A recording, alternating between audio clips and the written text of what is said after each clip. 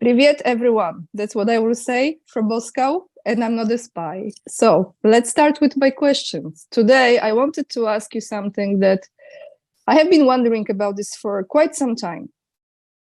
I believe if there is a war, every war has some kind of rules that cannot be crossed. Like you have to respect those rules, and you have to stay within those rules. Otherwise, there are consequences, right?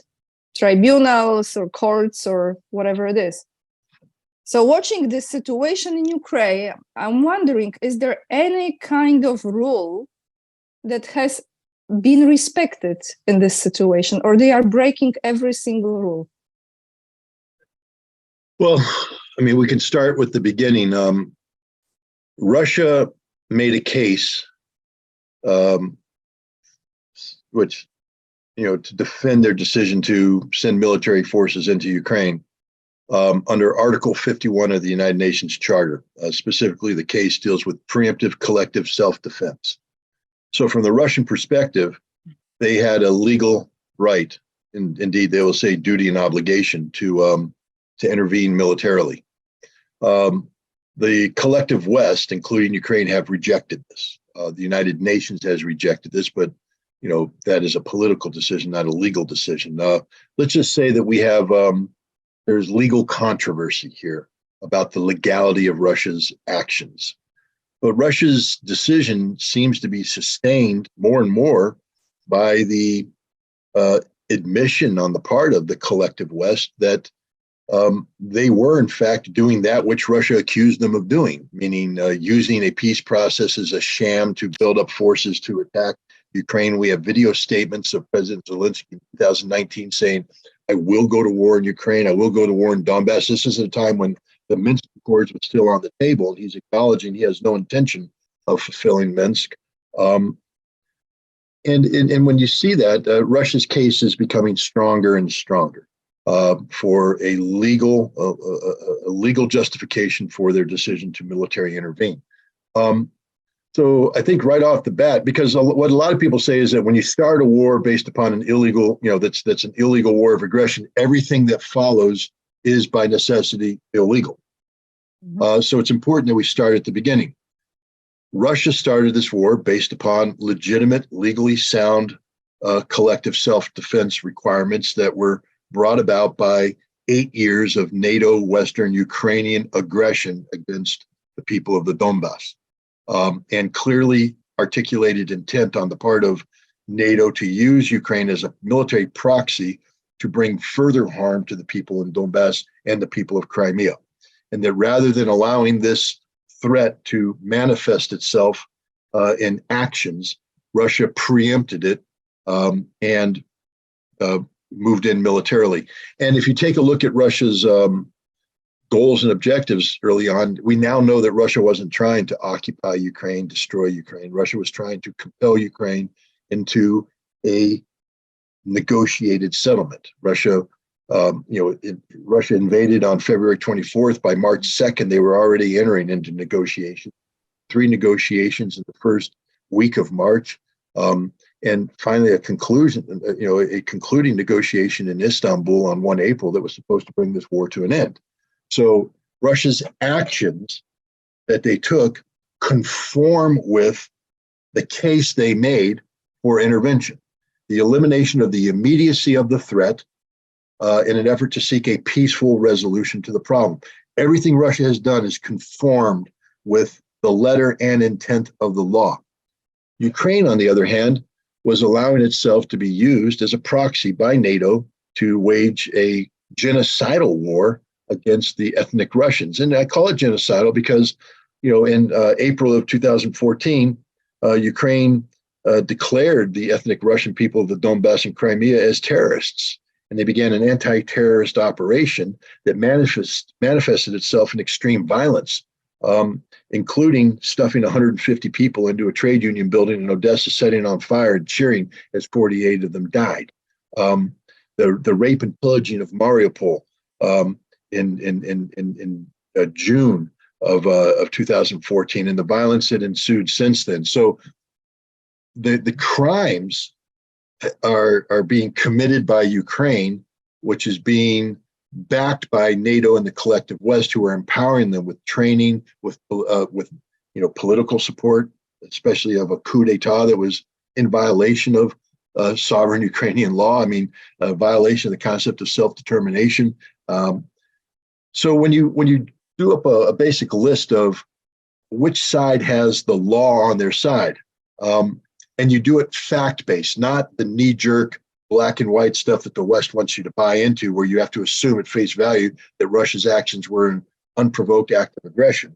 But when you really look at it, you realize not only did Russia articulate a case, but they've been acting in a manner which indicates that what they were seeking was indeed a rapid resolution of the war with minimal violence to achieve a peaceful outcome that was denied to them because of the other side's unwillingness to faithfully engage in negotiations.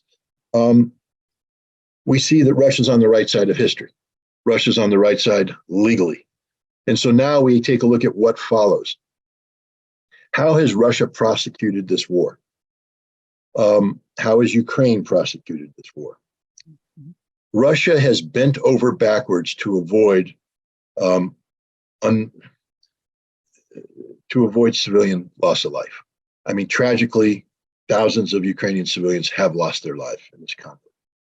But if you take a look at historically speaking, especially when we're dealing with large-scale ground combat operations in a European environment where you have dense populations, towns, villages, etc., that get caught up in the conflict. Historically speaking, civilian casualties and military casualties roughly correlate to 1-to-1. So for every dead soldier, there's a dead civilian. Let's look at a historical example. The American and French and British liberation of Normandy. The battles that were fought there in June and July of 1944. 60,000 French civilians were killed. A lot of people don't talk about that, but 60,000 French civilians were killed. And yet we call what we did a just campaign, a justifiable campaign, the liberation of France from the German occupier. And yet we killed 60,000 civilians. In Ukraine today, the Ukrainian, and that 60,000 number correlates to the total number of dead amongst the Germans and the Allies in that region. So it's 1-to-1 correlation. For every dead combatant, you get a dead civilian, roughly.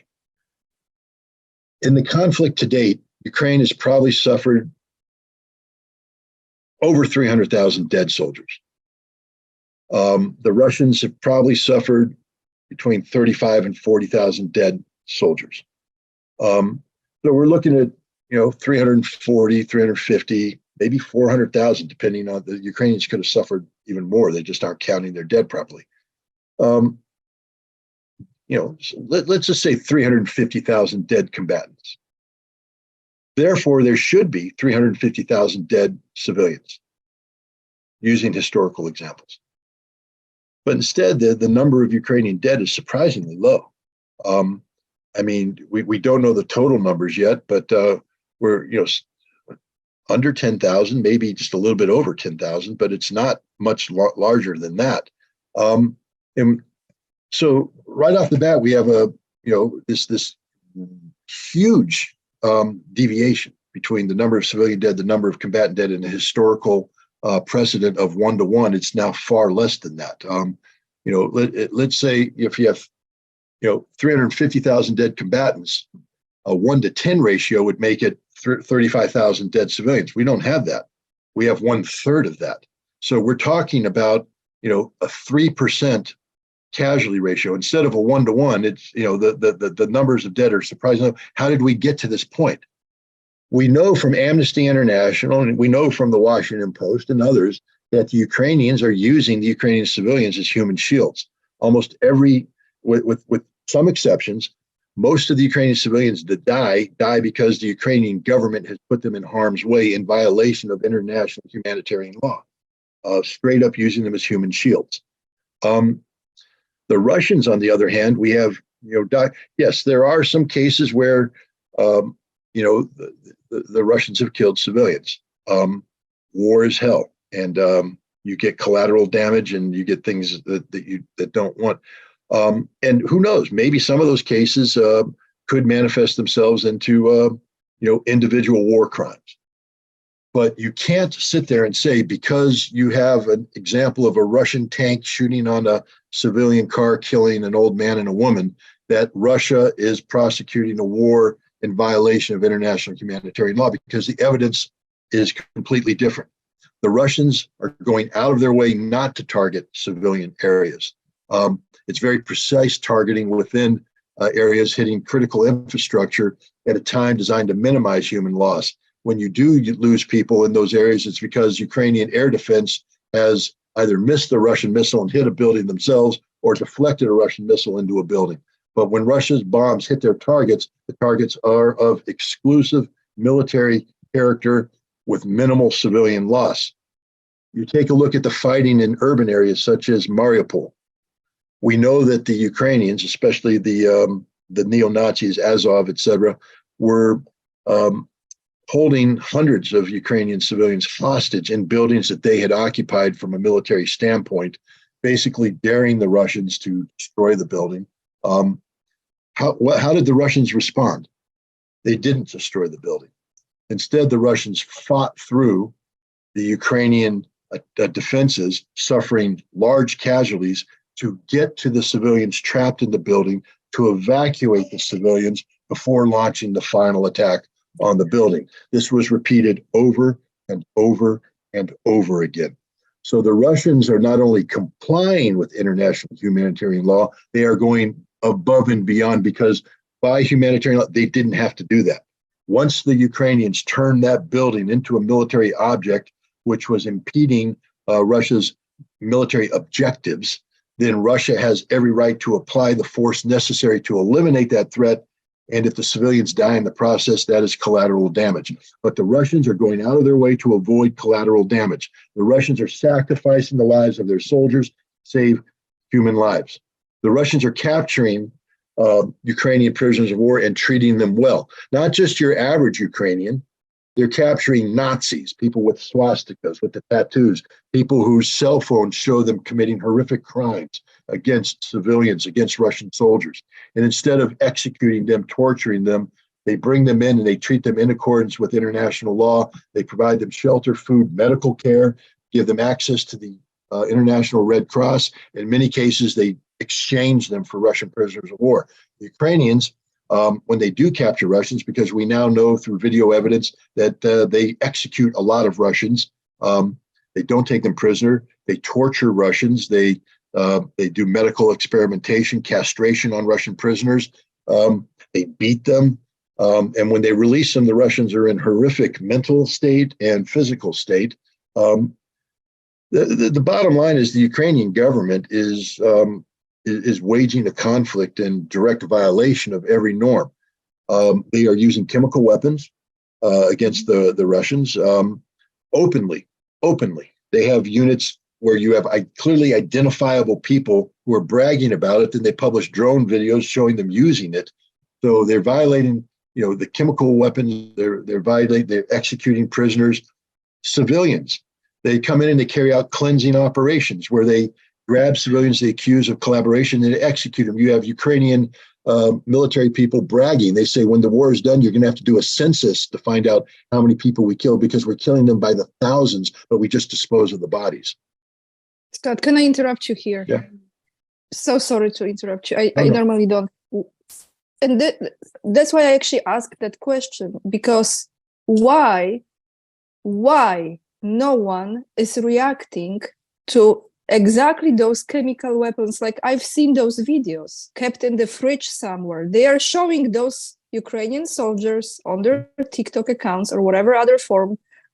Why no international, I don't know what is the organization, but there are international organizations who are responsible for not making this to be happening in the world, right? Yeah. This is breaking absolutely the law. No one is reacting. They are on the same cahoots. Is it like they are all in the same cahoots? Yeah. No, you look, the United States has perverted the international community and international law we've infected it with Russophobia. Russia is not. Russia has no rights.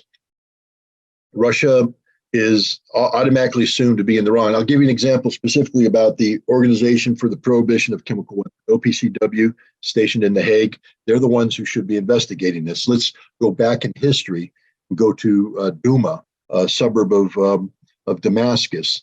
And the OPCW has what they call an information cell, part of their operations center. And the information cell's job is to monitor social media, monitor what's going on, to look for evidence of chemical weapons use. Now, they claim that that's their job. They do it and they ran. But what really happened is that this information cell and the operations center was working with Syrian opposition groups, including the White Helmets, which were specifically trained by the West to make these videos. And so these guys went out there and they manufactured videos trying to make the case that Russia or that Syria was using chemical weapons against its own people. They manufactured the evidence. And then the information cell went, oh my goodness, videos that they made with these guys. It's all fake. Videos, they write a paper, take it to the head of the OPCW and say, you must investigate. And so they initiate the investigation mechanism under international law with the support of Security Council. We go in, they blame Syria and they blame Russia, even though they're both blameless. It never happened. Now, that same information cell exists today. The videos are available. You've seen them. If their job is to scour social media, look for evidence of violations, they now have at least two. One video where people are bragging about producing this. They're in the refrigerators. The drones are going to operate it. You have faces. You have clearly identifiable features. They're Ukrainian. The other one showing a drone deploying these weapons, and it looks like they're killing people using these weapons. Why isn't the OPCW, why isn't this information cell taking this information, writing up a report, sending it up to the chain of command, and the head of OPCW demanding an investigation into Ukraine? Why is there silence? Because the OPCW is not, as Russia has long said, a impartial international organization. It is an organization that has been taken over by the United States, NATO, and Europe to pursue their singular policy of demeaning and undermining Russia. This is a fact. And you cannot expect the world to be doing the right thing. This is why we come back to why Russia has to win this war. Because the only way all of this can be broken down is for Russia to emerge victorious in a manner which discredits everybody. If Russia allows this war to be finished on terms that are less than a decisive victory, then none of this is discredited. They will all, in fact, claim victory, that they stood up to the Russian threat, etc. Russia needs to win. These forces need to be discredited. And I don't know if the OPCW can ever regain its credibility. From my perspective, they are a permanently tainted organization, not just because of what they did in Syria, but what's happening here, the silence that is manifest when you see clear violations of the OPCW's mandate, and the OPCW does nothing because people being killed are Russians, and Russians don't have any rights. So there is no international justice system that actually can function and be respected. No, and fair. The justice system, unfortunately, for the international is going to be Russian justice. The Russians are investigating everything. And they know, I strongly suspect that the Russian intelligence service, who are very good, and when idiots put out a video that has their face, the Russians know who these people are. And at some point in time, these people will be either killed or detained by the Russians. And if they're detained, there will be a trial and the evidence will be put out there.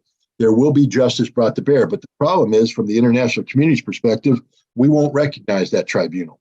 We will say it's an illegitimate tribunal. We will say, whatever we can to minimize the guilt of the individuals being charged, and by extension, our own guilt in facilitating their work. But the Russians will know that justice was served. They will hold them to account. And these people will receive whatever justice Russian law allows for whatever crime they were committed, if they're found guilty. I want to ask you a question that actually was addressed to you on my chat, on my live chat. I've asked this question, Andrei Martianov, but I want to ask you your opinion. As those young people in Ukraine are being hunted now, everywhere pretty much, like I said, in the shopping centers, on the streets, you name it, and then they throw them onto the front line. I would like to know, Scott, how long this will go on. Is there any way that Ukrainian citizens can revolve this, can say no to it? What is the way to end this for those people? Tragically, the most likely outcome is they're all going to die or be taken prisoner. Russia's getting ready to initiate what I believe is going to be a decisive offensive operation. I believe they've already begun the operation in limited form, shaping the battlefield. But pretty soon they're going to commit the bulk of their reserves that they've built up. And the end result is going to be massive quantities of dead Ukrainians. And any one of these young people that are caught up in this will probably be killed unless they're fortunate enough to surrender. That's the tragic reality. And I give little hope for a kind of popular revolt, because I think the dynamic that's going to emerge on the battlefield is going to be so violent and so quick that there isn't going to be any static period of time where Ukrainian soldiers have a chance to organize in a mutiny against their leaders. I think they're going to be too busy dying, surrendering, or retreating. I don't think there's going to be a period of time where they could sit there and get angry enough. But if there is, I think there will come a point where there's going to be a military revolt against Zelensky.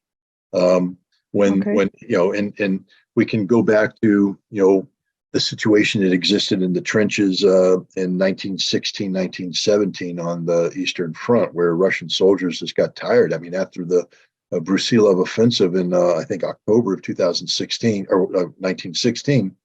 The Russian army lost its spirit. They weren't ready to die again in these numbers. And then the revolution came, and they just gave up. And eventually they just put their guns down and they walked home and they revolted. They got involved in the Civil War. The level of death that's going on right now, we just had General Saboli, he's the commander of U.S. forces in Europe, just spoke in Sweden last month. And he said, what's happening right now, NATO isn't prepared for. We never could imagine the violence that's taking place in Ukraine today, which is sort of funny because that was supposed to be their job. But they couldn't imagine it. They're not ready to fight it. It's so violent, it shocks them, the number of dead. If Ukraine has indeed suffered 300,000+ dead, understand this: during the entirety of Second World War, the United States, in fighting both Imperial Japan and Germany in large-scale ground combat operations, suffered 300,000 dead total for the entire war. Ukraine has suffered more dead in 1 year than we suffered in the entire war. It tells you something about the level of violence that's taking place. And it's only going to get worse. It's only going to become more violent. At some point in time, I believe the Ukrainian army is going to recognize that they're being sacrificed for reasons that have nothing to do with the security of Ukraine and everything to do with the promotion of American policy. And then the question is going to be asked, do we want to die for American policy? And the answer, I think, is going to be an overwhelming no. And at that point in time, there will be the collapse of the Ukrainian military, and Zelensky better run for his life, because the moment these soldiers feel that level of betrayal, they are going to pivot. They are going to march on Kiev, and they will kill him if they catch him. And that's the direction we're heading to, because this is an unsustainable war. And unfortunately, I think the total number of Ukrainian dead, if this fighting continues at this level of intensity, could approach easily 750,000 men, 750,000 men by the time this is done. And it didn't have to be this way at all. Scott, I was in the museum not a long time ago here in Moscow. If I pronounce it correctly, Museum of Modern History of Russia. And in that museum, there was a presentation of the Second World War and the uniforms, all sorts of things. Very interesting museum. And there was a map. That map was showing the number of people and the regions of Russia as the Second World War was happening, how many of those people died, right? And I want to ask you this.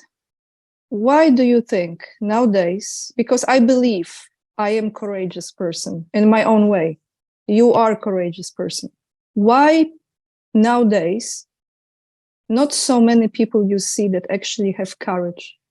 What's the reason?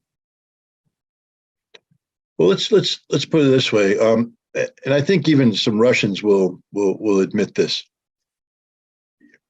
First of all, courage can't be assumed. There are a lot of people in peacetime who talk big, but when the first bullet's fired, run. So we don't know how people are going to respond to these kind of events. I was a firefighter, and there were a lot of guys who performed well in training, but the first time we had to go into a real structure fire where if we screwed up, we would die, they panicked and they left. Big in peace, little in war. And they're the guys that in peace were, you didn't think much of them. They were quiet. You didn't know, but when the big fire happened, they were right there going straight in, doing the job.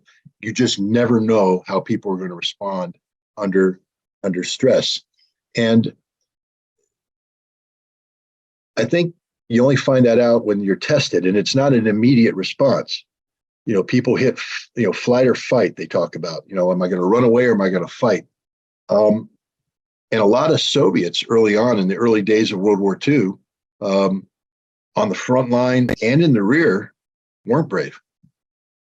A lot of soldiers surrendered. A lot of soldiers ran away.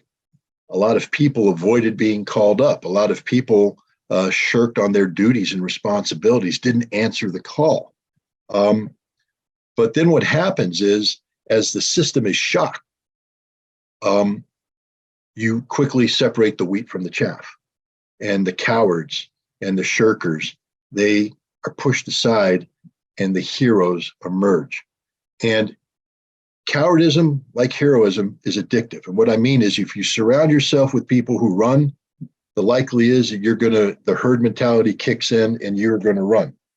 But if you surround yourself with people who are standing up and fighting and showing that, you do that. And what happened in the Soviet Union is, early on, they had to separate the wheat from the chaff. But eventually, the wheat, the good people, stepped up. And all it takes is a few at first to step up and draw the line and say, I'm here. And then, because a lot of the people that run aren't cowards, they're just people that are overwhelmed with uncertainty. They need an example. And when the example is set, a lot of the people who ran away will come back and say, no, I can fight. I'm here. And that happened. And the Soviet Union is an example that the world, especially those who talk about Russia today, these are the same people. Same people. And we saw when Putin ordered mobilization, hundreds of thousands ran away, the chaff. But the people that stayed, don't mess with them. They're hard. And they're not hard in a cruel way. They're hard in the way that they're going to do what is necessary to get the job done. And they are literally these are the successors to the heroes of World War II. And the heroes of World War II aren't all heroic figures. Understand that heroism isn't somebody who runs forward and does amazing stuff. Most of the time, the people that run forward and do amazing stuff die. The heroes are the people who are scared, frightened, but they stand. They're so frightened, but they still do the job. They put the shell, they put it in the gun, but they're scared to death. They hit it. They're not celebrating death. They're crying because of it. But they put one foot in front of the other and they do it. It's the person that gets up, they're hungry back in the town. They only have a loaf of bread, but they share that bread with somebody who needs the bread, and they go to work and they pay attention instead of shirking and making a mistake on a shell so that it misfires when that soldier needs it. They put the extra attention into making sure that the ammunition they produce works as required on the battlefield. And they do it although they're hungry. They do it although they have sick relatives and they're worried about their relatives. They do it although they don't live in great conditions. They do it although their life sucks at the moment. but those are the heroes that do it every single day because it's their duty, it's their responsibility. That's heroism. That's heroism. Heroism isn't, it's rare that you get the heroic figure. Those are very rare. Your real heroes are the average people who just do the task. And the Soviet Union and Russia is filled with average people, adequate people, not heroes in the classic sense. They're not Achilles and they're not the Greek warriors and all this stuff. They're just the average man and woman who, when it comes time to do the right thing, they do the right thing. And we don't give them the recognitions that they deserve. Historically, we in the West, we tend to bypass that. Do you know what it takes to have a nation lose 27 million people? Can you even begin to imagine the pain, the suffering? I talked about this in regards to Vladimir Putin because I've been doing some research exploring whether or not I want to write something about him. It's a big task, and you need to be adequate to the task before you take on a project of that nature. But he's talked about growing up in St. Petersburg and the impact that had on him and on his development. But what we fail to recognize is that, St. Petersburg, Leningrad, was a town under siege for over 900 days. 1 million people died of hunger, starvation. St. Petersburg, Leningrad is a hero city because the average people stepped up and did the job. His brother died. His father was wounded in the siege. His mother knew hunger, and the city was destroyed. And that's the city that Putin grew up in. And so you need to understand that when he talks about his childhood, we all are like, oh, he lived in a rough and tumble neighborhood. He lived in a neighborhood that had post-traumatic stress disorder. He lived in a nation that had PTSD, where everybody had lost somebody and they're struggling and trying to overcome the pain, the suffering to rebuild their lives. And he lived in that environment and it shaped who he is, but we don't respect it. We don't respect it. We don't sit there and say, that's real. Here in the United States, how come we can send off a guy to Afghanistan who does a single tour, maybe had 1 or 2 IEDs go off, shook his brain a little bit, saw some of his friends killed, but came home to a society, but he has PTSD, and he does. I'm not denigrating him, but we can respect that, but not respect a nation that was brutalized by Nazi occupation. 1 million people dead, people starving, dying, some reduced to cannibalism. They don't like to talk about that. People who were doing the most base things just to survive. And when they did survive, don't look back on their survival as heroic, but as the worst thing that ever happened to them. A nightmare that they want to forget, but they can't forget because the city's destroyed. They have to rebuild it, but the very process of rebuilding exposes them to the daily realities that they suffered. And they are insane people. It drives you insane. And yet they survived. They went on, but we don't respect that. We don't acknowledge that. In the United States, we ignore that aspect of it. We don't realize that Vladimir Putin is who he is because of what happened in World War II. 27 million people died. And if Vladimir Putin's affected that way, every Russian's affected that way.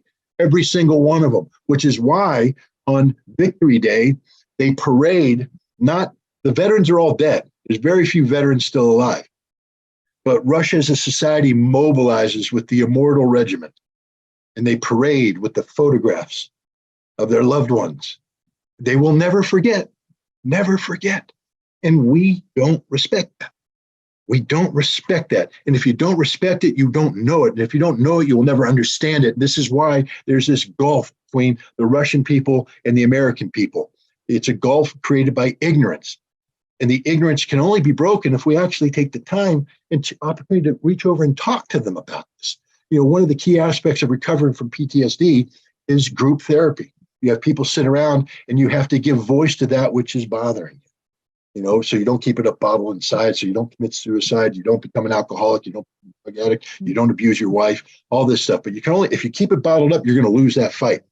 In Russia is a nation where the grandparents of everybody who's alive today had PTSD.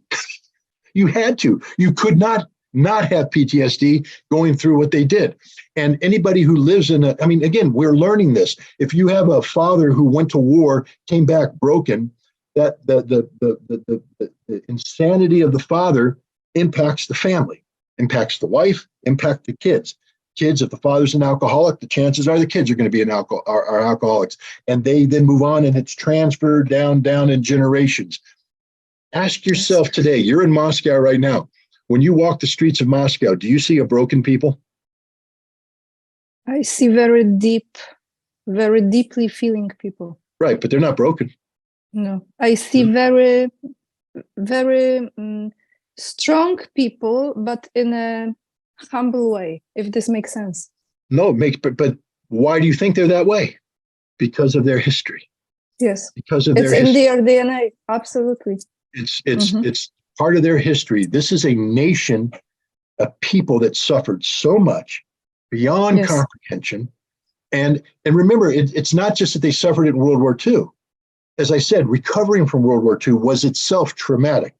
And then you throw on top of that the psychological trauma of Khrushchev's renunciation of Stalinism. So you have all that. Then you have the Brezhnev stagnation, which is also a traumatic thing in a lesser way, but still reflective of sort of a lethargy of society.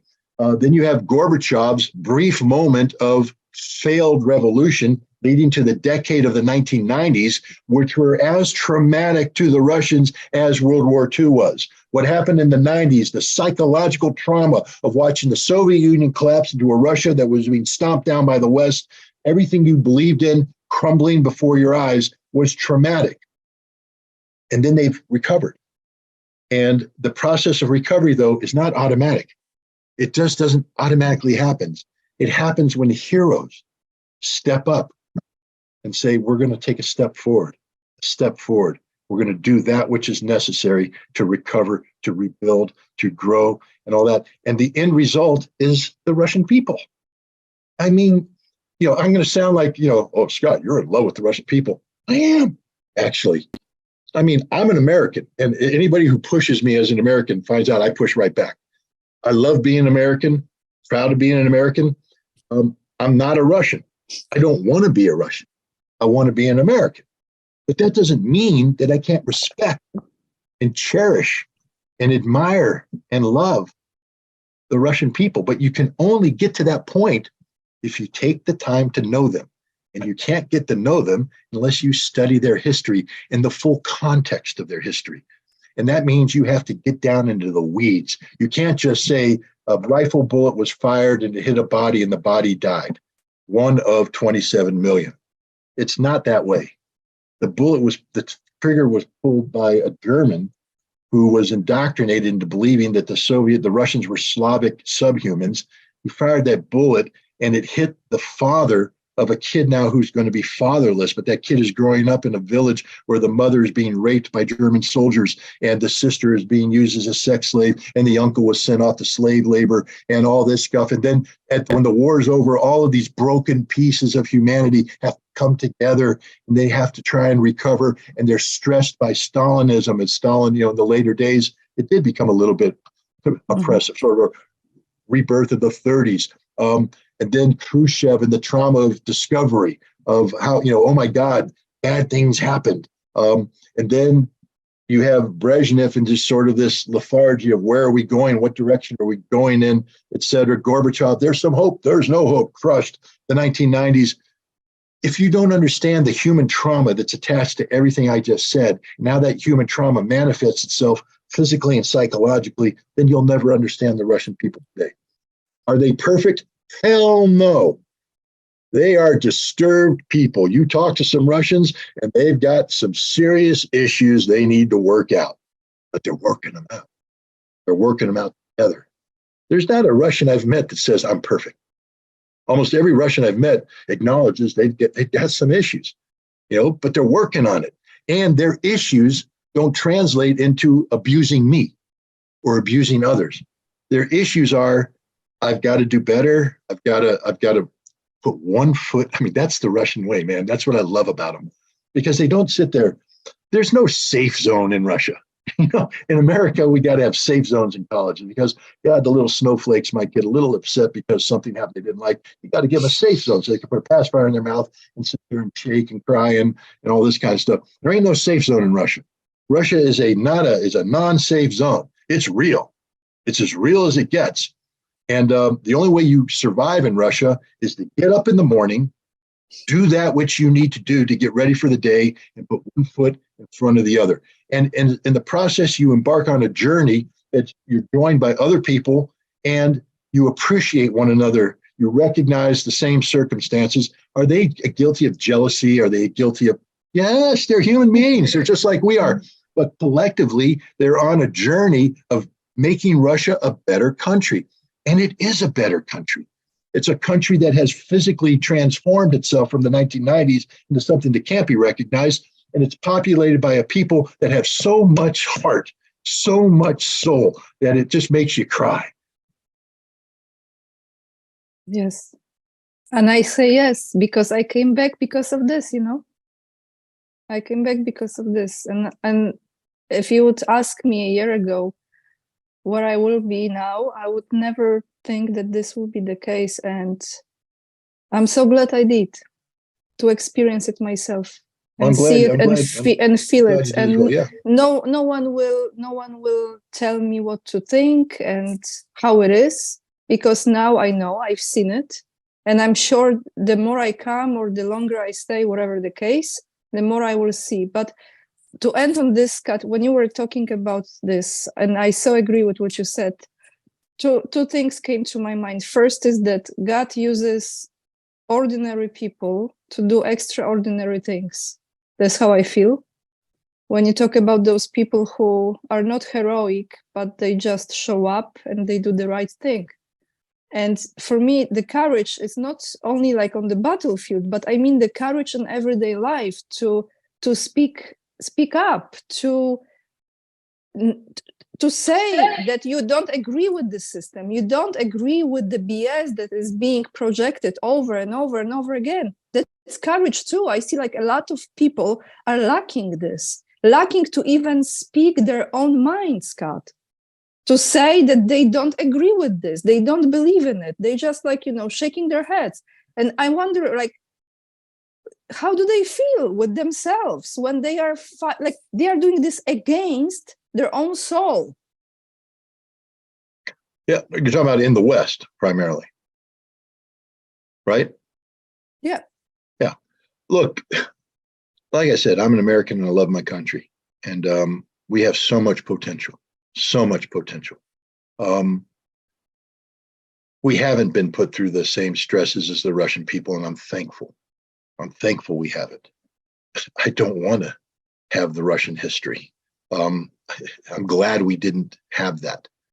But because of that, and look, we do have parts of our society that have been traumatized. I mean, African Americans, you take a look at the plight of Mexican migrant workers.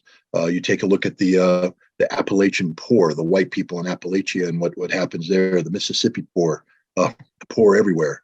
The disconnect in American society between the haves and the have-nots and all this. There are people in America who have been traumatized significantly. But the difference is that they aren't given the chance to grow because they're treated as pariahs. They're treated as exceptions, not the rule. It's their fault, not my fault. They need to solve it. I don't need to solve it.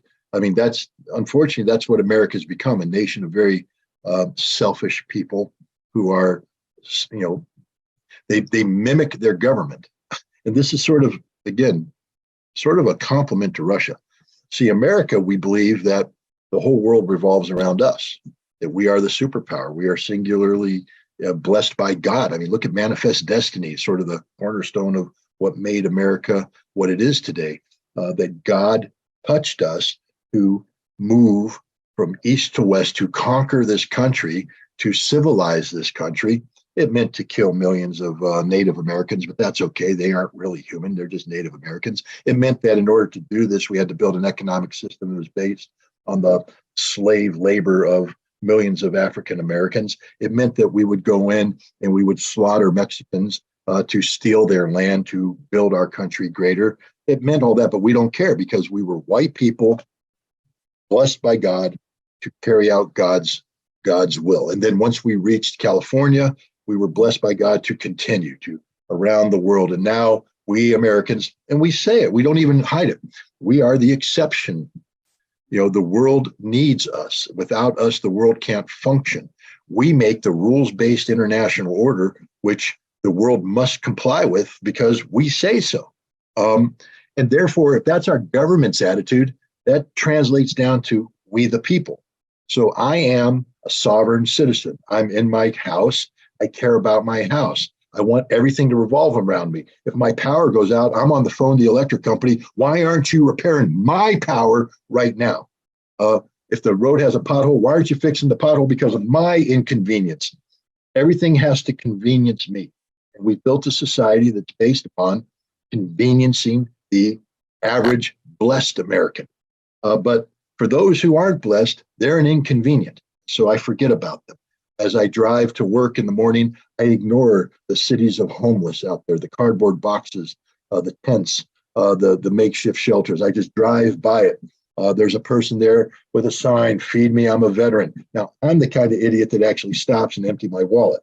But as you get there, people are just driving by. And is emptying my wallet really solving his problems? No. He's probably a heroin addict, so he's going to take the money I gave him. He might go buy some coffee, but then he's going to go buy drugs, shoot up, be down in the bush, and the next day he's going to be back there at the sign saying the same thing. So me providing the money didn't solve anything.